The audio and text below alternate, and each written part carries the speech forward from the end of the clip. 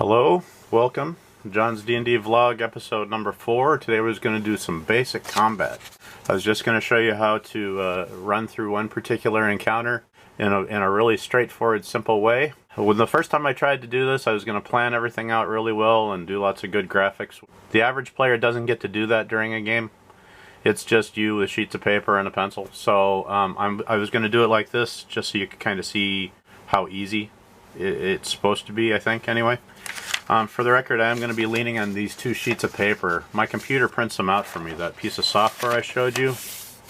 All it does, and you can do this on your own, you just have to come up with these 4 basic numbers before combat. For all the participants, you got to figure out everyone's armor class and their THAC0 damage for both small to medium size opponents and then also versus large opponents. And then you need to know everyone's hit points. If you have these 4 numbers, you can have any kind of combat you want to have. So my computer program automatically prints out these sheets for me. It automatically has the player's armor class and his THAC0, and then the damage, and then his hit points. So I'm going to have an ogre go up against a group of 3 different fighters here, and we'll just see how it goes. I don't know what the outcome is going to be. I'm just going to start rolling dice and we'll see what happens. So anyway, like I said, this is just a sample combat. This is also a sheet of paper that I use. This is where I keep track of all the monster information. The one up here where it says number, usually when you get into a fight there's more than one opponent. So if I have like 20 skeletons, then I'll just write the numbers 1 through 20 up here. One segment for each skeleton. But like I said, this is just going to be against 1 ogre. So here we go. I'll put down a couple of pieces of tape to make things go even a little bit more smoothly.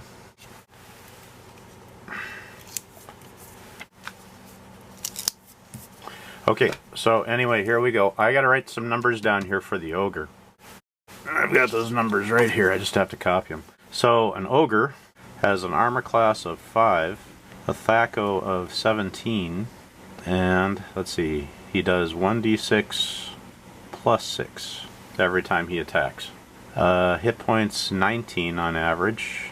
So what you might have noticed is that I changed my paper. I used the other paper, but the spaces were so small it was really hard to see on the camera. So I'll just continue on like this. I've copied my numbers down for my ogre. So now let's just actually get the combat started. So first thing you have to do is you always got to roll for initiative. In my campaign we actually use percentile dice, and then the lowest number goes first. So it's like a house rule. So I'm going to continue that house rule here, but if you look in your first edition Player's Handbook or in your second edition, they've got different. It's all based on D6s and D10s.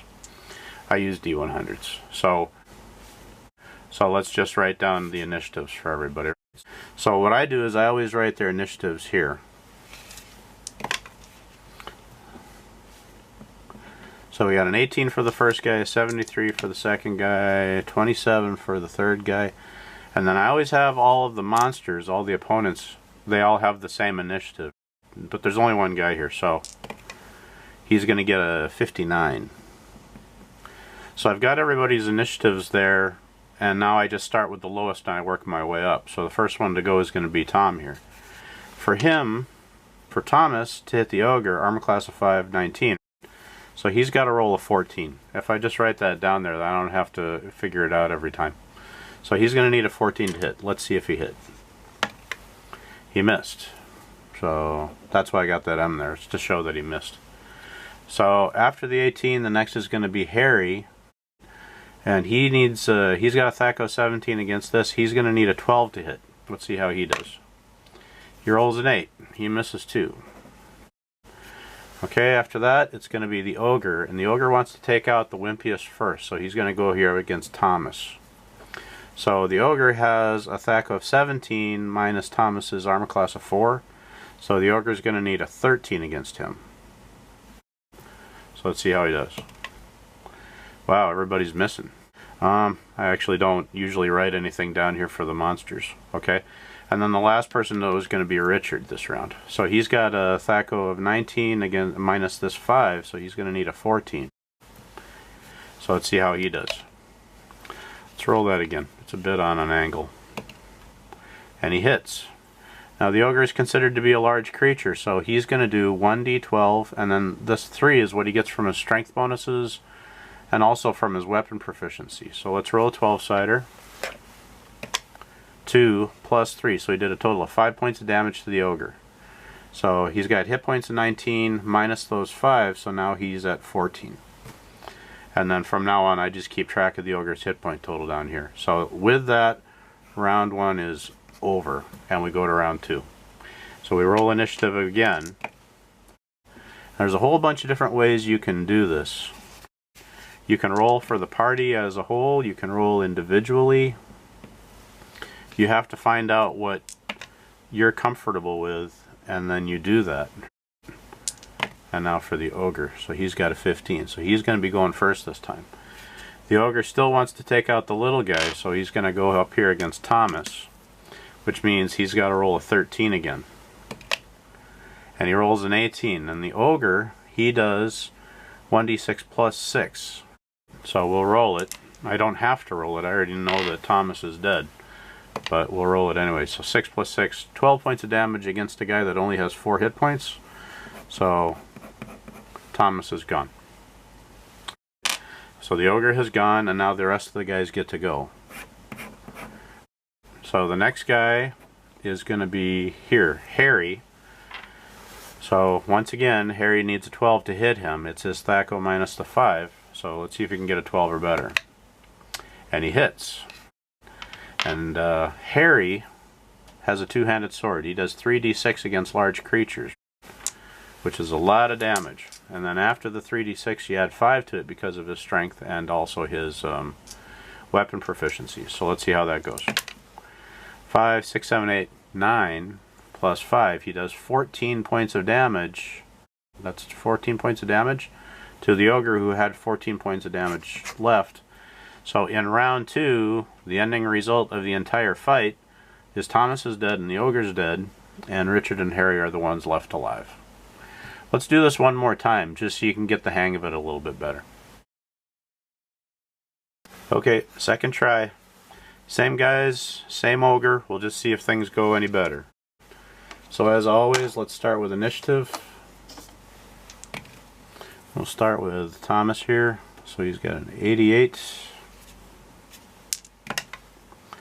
With an 83. 21. Oops. 15 for the ogre. So ogre's going to go first. Once again, he's going to go for the little guy first. So let's see how he does. So just as before, 17 minus 4, right? So he's going to need a 13 to hit him. And that's a big miss. Now the next guy is going to be Harry. 17 minus the ogre's armor class of 5. He needs a 12 to hit him. 14, big hit. Once again, it's 3d6 plus 5 for his strength bonus and also for his weapon proficiencies and specializations. And he did a total of 11 plus 5, so that's 16, minus 19. So round 1, the first guy who had the opportunity to hit leaves the ogre at 3 hit points. So the fight's not looking very good for the ogre. Next, let's go to Richard. 19 minus 5 needs a 14. Missed. Hit. Next, Thomas. 19 minus 5, 14. He needs a 14 or better. Missed. And it is now second round. Okay, so let's roll initiatives again. It's on an angle. 54, 26, I believe that's a 60, and here we go. Oh, one more for the ogre. Wow, 15 again. That's the third 15 in a row. Okay, so the ogre goes first. Once again, he's going to try to take out Thomas. He needs a 14 or better. And he misses. The ogre's gonna die. Okay, and then we're going to go here with Richard, who needs that 14, who misses. And now we're going to go with Thomas, 17, big hit. 2d6. I believe Thomas is using a halberd. So it's 2d6, 7 plus 2, so a total of 9 to something that only has 3, so he's at -6. Honestly speaking, death doesn't actually occur until you get to -10. Now that he's in his negatives, he's going to lose 1 hit point every round. And then when he finally gets to -10, he's dead. But up until that point, somebody could hop in and do Cure Light Wounds on him. But no one's going to do Cure Light Wounds to an ogre. Anyway, so this is the second time through the fight, and the ending result is that the ogre's gone and these guys are fine. They weren't even touched. What you might notice is that I write down everything. I keep track of everyone's hit points. I keep track of everyone's initiatives. What I've noticed is that players, they really care about their characters and they really want to keep them alive. So people cheat. I mean, not everybody, and it's not like an everyday thing, but I mean, honestly speaking, people get pretty attached to their characters. So I write down everything just to keep everybody honest. That's just life. You know, I mean, if you're going to lose your character and all you got to do is just tell one little white lie, a lot of people are tempted to tell that one little white lie. So I keep pretty tight control on everything. I think some people get offended when I do this, but honestly speaking, in the end, I think it keeps the game funner. So anyway, I took you through a sample combat 2 times. I think you got the basics of it. So anyway, I hope that's good enough for you. I hope you understand the basics of it. Anyway, I think you got it. I hope it all goes well for you. Good luck. That's the end for today. Thank you very much. Have a nice day.